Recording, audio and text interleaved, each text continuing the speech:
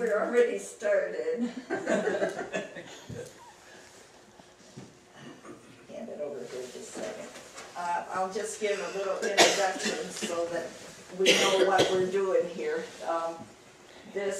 We got this group gathered together. This is the 4th month, 6th day of 2012.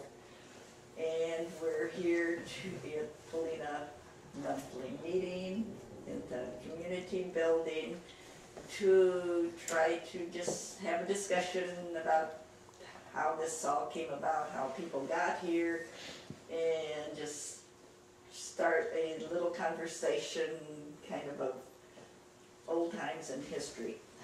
And we will introduce in no special order the people that are at the table. You can say a few words and pass it around. I'm Horace Autenreith, and I have no documentation of the early parts of the meeting except from a family journal.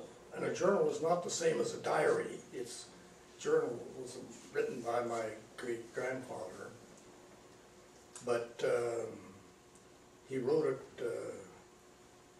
about 15 years after he arrived from New York State with a number of Rockwells. It was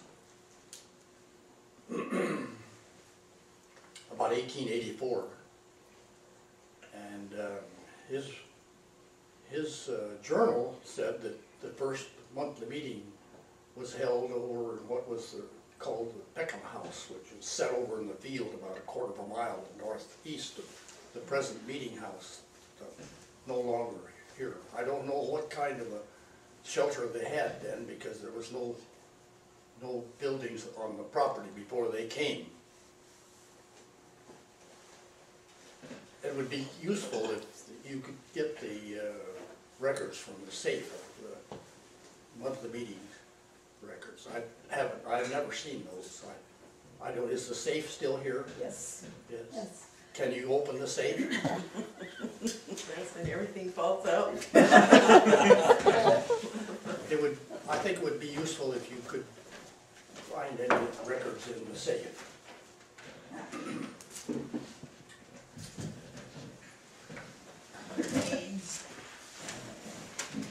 I'm Millie Crosby. I married in 1950 and married into this meeting, which is a wonderful, caring, loving group. I've really enjoyed it, and we had to move away, but it's wonderful to come back and see people. Hi, I'm Lois Josam. I married Glenn Josam.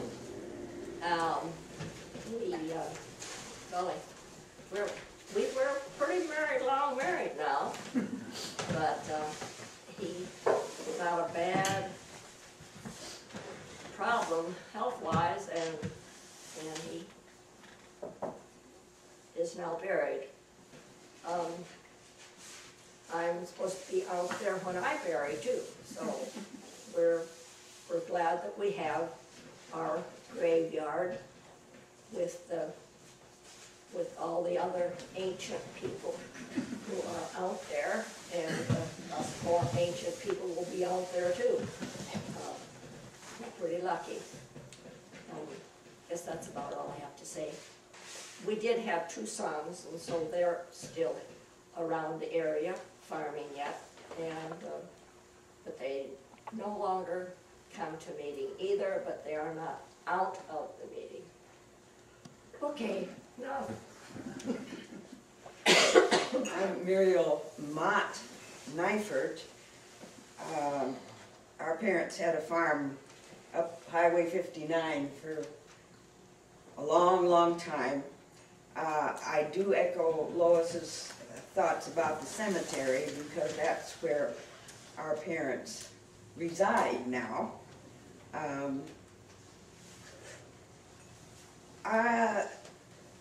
farm life was really great, and coming to meeting was so special because that was about the only time I got to see Beth, who was 3 months younger than I, and the highlight of our early lives was when her folks moved over to the farm on 59 south of us, and we rode the same school bus, and we came to, so it wasn't just seeing each other at meeting anymore, it was happened more often. Play dates, they call them nowadays. I'll pass it on to her. I'm Beth Henderson Wilson. My ancestors were some of the founders of the meeting. We were the Norwegian branch of the Paulina monthly meeting. And I've been, except for 5 years when my husband and I lived away from the community, we've been part of this meeting ever since.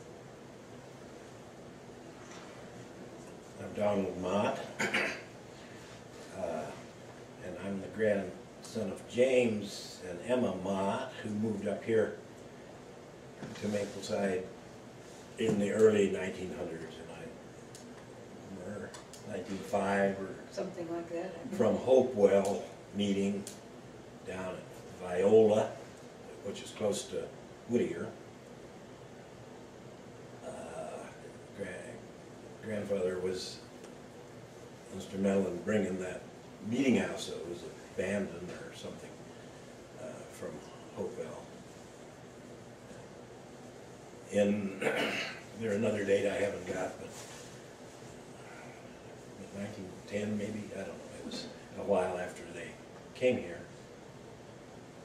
And before that, they had other meeting houses and the schoolhouse. Near is the only, the reason I could have heard that the James Motts came here was because of the school. And the school got pretty big as the years went by.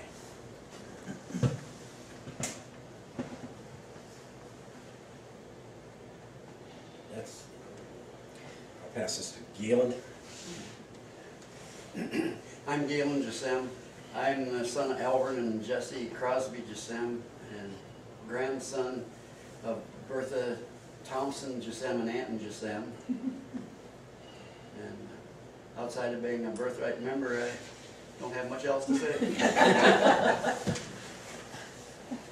I'm Mary Ellen Bodorf Josem. I'm imported to this community. I met Galen when he was in alternative service in Des Moines. I was taking nurses training and he was working at the Iowa Methodist Hospital there. I was introduced to this community when he brought me up here with Jim and Jackie Mott, and we met the community at a community party. I came in and sat down by this lady, and she leaned over and said to Galen, "Hello, son." And I realized that was probably my mother-in-law to be, although we weren't that far along in our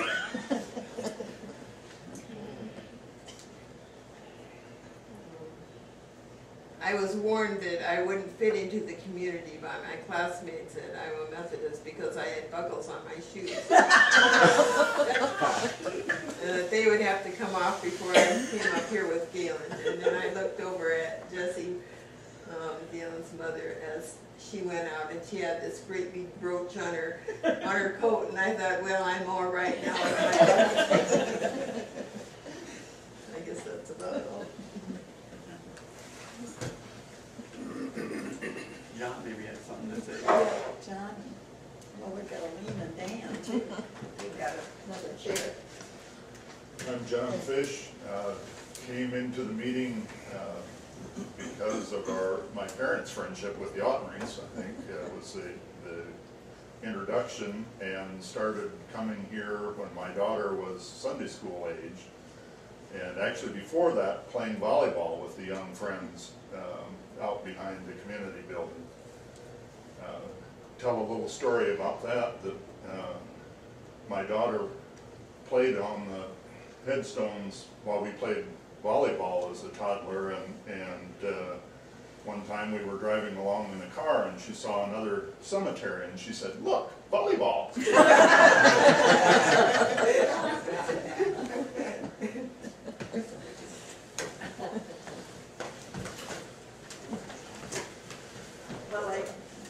We got another generation.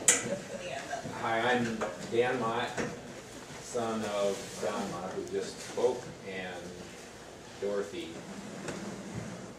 who is Millie Crosby's sister. The two of them came from the Ohio meeting.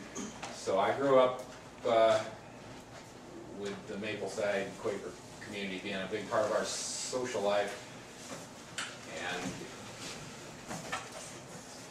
through my childhood, and then attended Scattergood School, and you're at Wilmington College, and now live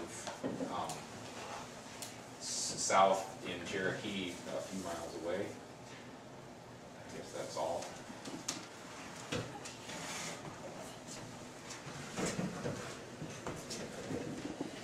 I'm Aline Ottenreith, daughter of Horace and Mary Ottenreith, and had the privilege of arriving in this community as a newborn, month-old, I guess, and came home to what I found to be an incredibly warm and welcoming community. They talk about takes a village to raise a child, and this was certainly my village. And the meeting was my whole world for the first, at least 5 years of my life, with about 3 things going on in the meeting each week. Starting, of course, with meeting, and of course monthly meeting, and then once a month there was Sunday dinner, which was great, and that usually had a program, which was, we'll talk later probably some about the literary program. And then once a month there was a community party for everybody. We played games, both parlor games and outdoor games. And of course committee nights for people, not when I was young. Although this community was good to bring people in at a young age to learn the process. And young people, we were fortunate to be lots of young people at the time we were growing up. Right at my age, there were 5 of us, I think. And about 15 of us, all about the same age. And we used to have so much fun running around outside and hide and seek. And I just think it's a really special community. John mentioned that volleyball and the headstones. We used to play hide and seek in the cemetery, and I think some people might not think that's a good idea, but we sure thought that was part of our family, so it was a good thing. And this community it continues to be my base and foundation, so many ways.